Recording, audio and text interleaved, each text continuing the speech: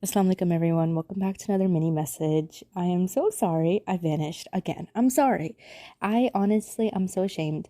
I say sorry for vanishing. I'll post for 2 days and then I'll vanish again. I honestly have not been active on social media at all. I did open up like a few DMs last night and I'm very, very grateful for all the kind messages that people have left. I'm fine. I'm alive, guys. I didn't die. Due to popular guesses, I'm fine. Alhamdulillah. Shukr, alhamdulillah, I'm here. But life is one of those things. There's only so much that I share on my podcast. I live a very crazy life outside of that. And yeah, it just gets in the way sometimes. So I can't promise that I'm back for good or that I can be consistent because I'm still going through a lot of things. But just do keep me in your du'as. And inshallah, I'm going to try my best with that. So I was reading a book and I came across this quote, and that's how I'm gonna make my comeback. Because I saw this quote and I was like, I like it and I want to share it with you guys. So the quote is from the book A Gentle Reminder, and it just kind of went along the lines of saying that maybe in the offhand ways, the uncertain soul fights, places and people that you had to leave, and lessons that you had to learn, and things that had to teach you that beauty cannot. You learn that it is within the losses that you truly find gratitude for all that has stayed.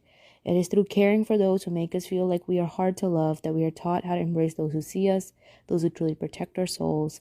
And it's through darkness that we are taught how to appreciate the warmth and how to chase the light. I feel like this always hits home because I feel like sometimes in life we go through really hard things and we think, oh, it can't get worse than this. And then it does.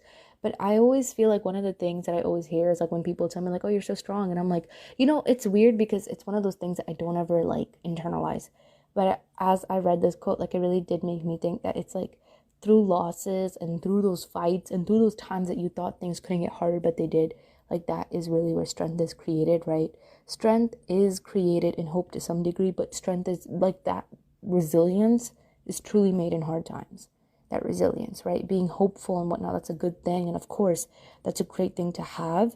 But I feel like it is this, those emotions that you face in a hardship that really shape you and they really, really teach you how strong you can be. And so it's like really interesting because like when you go through a hard time, you really do think you can't handle it. And then of course, like Allah subhanahu wa ta'ala tells us that He doesn't burden us more than we can bear, but sometimes it really does feel like that. Like things are so hard in a hardship sometimes. Like you can't imagine going to sleep. Going to sleep is hard. Waking up is hard. Waking up in the morning after something happens is hard. Waking up at Fajr time is hard. Sometimes when you're sleeping, you have nightmares. Like I've been in these circumstances. I know if anyone has ever been there, like you've ever had something that really harmed you or super traumatic, like those experiences, it's hard.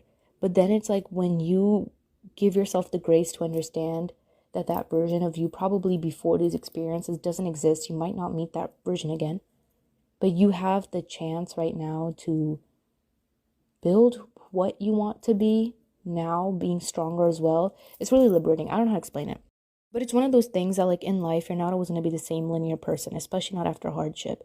And especially like right now, I'm at this phase where I just kind of feel like just there.